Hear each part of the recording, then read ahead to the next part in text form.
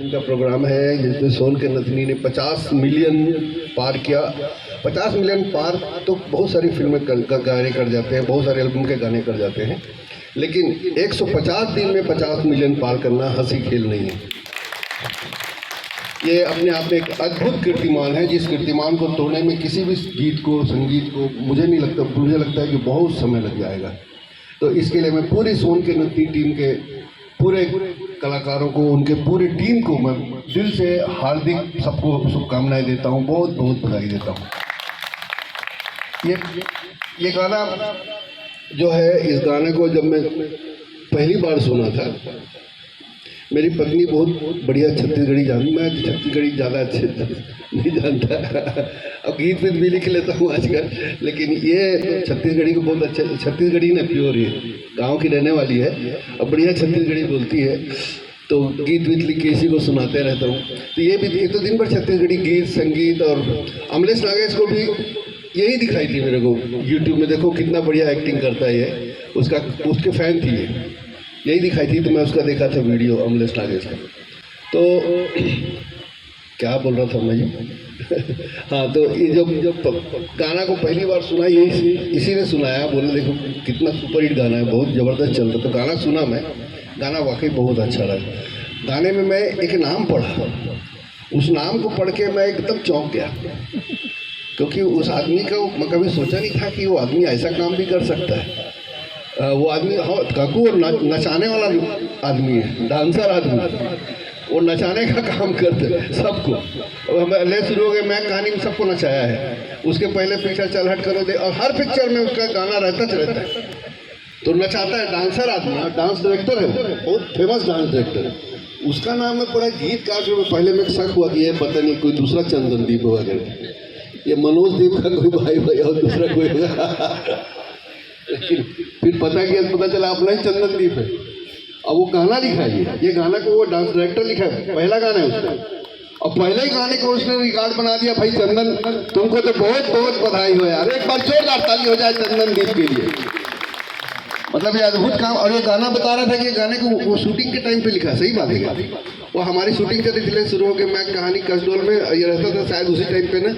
इसको क्या था, चंदन को ना गाना तो 6 ठो करना था, लेकिन पूरा महीना रुक डाले थे हम लोग। कभी कहीं स्कूल में गाना करना है, कभी इधर गाना करना है, कभी उधर गाना करना है, कभी एक गाने को 6 7 8 दिन करते थे हम लोग। तो बेचारा फंस गया था, मेरे को लगता है वो फंस गया था ना, उसी चक्कर में वो गाना लिख डाला था। तो अब इस गाने में एक और बहुत खास चीज मेरे को लगी, वो एक आवाज़, डिमन सेन की आवाज़ तो अद्भुत आवाज़ है, मतलब फोक आवाज़ है, पूरा फोक वॉइस है उसका, डिमन सेन का। तो लेकिन एक आवाज़ ने मुझे चौंकाया, वो कंचन जोशी की आवाज़ थी। कंचन जोशी इतना प्यारा गाई है, इतने प्यारे एक्सप्रेशन के साथ इस गाने को गाई है, बहुत अच्छा लगा। मतलब मैं फ़ैन हो गया कंचन जोशी का, और निश्चित रूप से अपनी आने वाली फिल्म में उससे ज़रूर गाना गवाऊँगा मैं, कंचन जोशी। इस फिल्म में गाने जब देखा तो गाने में जो परफॉर्म किए हैं, तो एक तो जीतू दिलरवा, उसका मैं एक कॉमेडी एपिसोडिक वाइज कॉमेडी आता था उसका एक, और नाम भूल रहा हूँ मैं उसको, क्या नाम है, कॉमेडी वाला है जो डॉक्टर लिखेश्वर लिखे थे। हाँ, भोला एक था बढ़िया वाला, उसको मैं पूरा देखा हुआ था, बहुत बढ़िया काम किया था, एकदम सीधा मासूम। इसकी खूबी क्या है कि अपना सा लगता है, प्यारा सा लगता है, अपना आदमी भाई, अपना भाई, छोटा भाई ऐसा लगता है। यही इसकी खूबी, जिसकी वजह से लोग इसको पसंद करते हैं, और इसमें भी उसका यही रूप देखने को मिला, तो बहुत अच्छा लगा। और इसकी जो नायिका थी, उसके साथ तो मैं पहले काम कर चुका हूँ, है ना, चल हट कोनो देख ली में एक छोटे से सीन के लिए आई थी, और उसी सीन से मैं बहुत प्रभावित हुआ था उसके काम से। मुझे लगा था लड़की बहुत अच्छी एक्ट्रेस है, शालिनी विश्वकर्मा नाम है उसका, इन दोनों के लिए तालीम दिया। अब क्या है, जब ये गाना इतना सुपर हिट हो गया ना, इतना रोज 3-3 लाख, एक दिन में 3-3 लाख, 3-3 दिन में 1 मिलियन, ऐसा होने लग गया है। अभी भी वही स्पीड है। तो क्या होता है, कई लोग को ना हजम नहीं होता, अरे ऐसे कैसे हो गया यार। तो वो बोलते, बहुत लोग हैं ऐसे जिनको जल्दी, उनका हाजमा बहुत ख़राब है हमारे देश में, तो उनका हजम नहीं होता जल्दी, कोई भी चीज़ ना हजम करने में उनको बहुत टाइम लगता है। तो जब तक चीज़ पक नहीं जाता ना तब तक उनका हजम नहीं होता। तो ऐसे कुछ लोग हैं जो बोले इस गाने में ऐसा क्या है भाई, इतना क्यों चल रहा है, इसमें सोन के नथनी तो बोल रहे, समझ नहीं पाए, समझ नहीं पाए। देखो कोई भी चीज़ अगर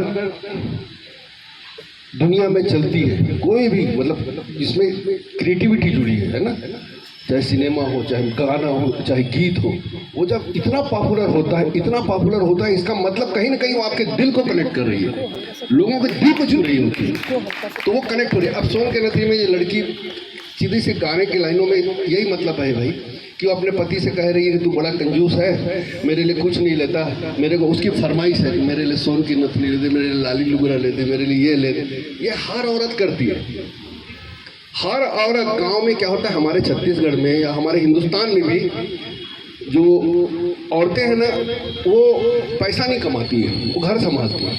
पैसा कमाने वाला ज़्यादातर लोगों का आजकल तो लड़कियां कमाने भी लग गई हैं, बहुत आगे बढ़ती जा रही हैं, वो कमाने भी लग गई हैं, लेकिन फिर भी ज़्यादातर लोग ऐसे हैं गांव में जो महिलाएं हैं, महिलाओं के पास पैसा तभी आता है जब उसका पति देता है।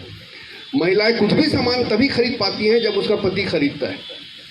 वो खुद खरीदने की उनके पास क्षमता नहीं है, क्योंकि वो कमाती नहीं है, तो पैसा नहीं कमाती है, वो घर परिवार संभालती है।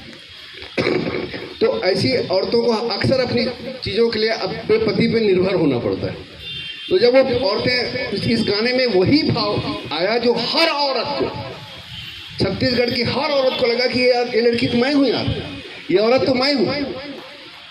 हर आदमी को लड़का लगा ये आदमी तो मेरा हस्बैंड है यार, हर ये औरत को लगा ये मेरा हस्बैंड, हर आदमी को लगा ये मेरी बीवी है, वो भी ऐसी करती है, कभी इसके लिए कभी उसके लिए जिद करती है, मुझे सा लेती है, मुंह फुला लेती है।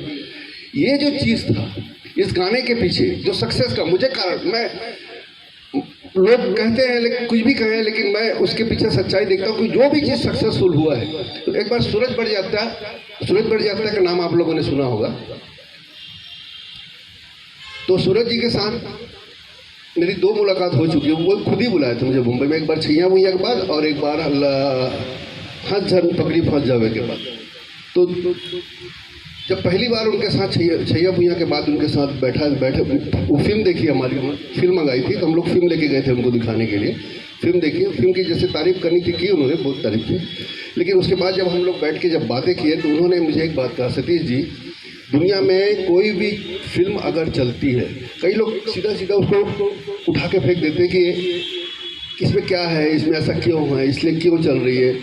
वो आलोचक होते हैं जिनको हजम नहीं होता, वो लोग ऐसा करते हैं। लेकिन अगर कोई भी चीज़ चल रही है तो निश्चित उसके पीछे कोई ना कोई कारण है जो शायद आपको दिख नहीं रहा हो। तो इस गाने के साथ भी वैसे, ये गाना चल ही इसलिए रहा है, इतना पसंद किया जा रहा है कि हर गांव का हर आदमी, हर औरत इसको अपने आप से जोड़ रही है। तो इन्होंने भी कहा कि ज़िंदगी से जोड़ने वाली फिल्म बनाते हैं सतीश, मेरा नाम लेके बताया, अभी बात बताई, जब आपकी कोई भी चीज़ रचना जब ज़िंदगी से जुड़ जाती है ना, तो वो चलना ही, जैसे भैया लोगों का पुराने सब गाने, गुल गुल भजिया खा ले वगैरह, वो सब क्या है, ज़िंदगी की जुड़ी रोज़मर्रा की चीज़ें को उन्होंने गाने बनाए जो लोग नहीं बनाते। बड़ी बातें कर देते हैं, बड़े कठिन शब्दों का इस्तेमाल करते हैं, लोगों के सिर के ऊपर से निकल जाता है।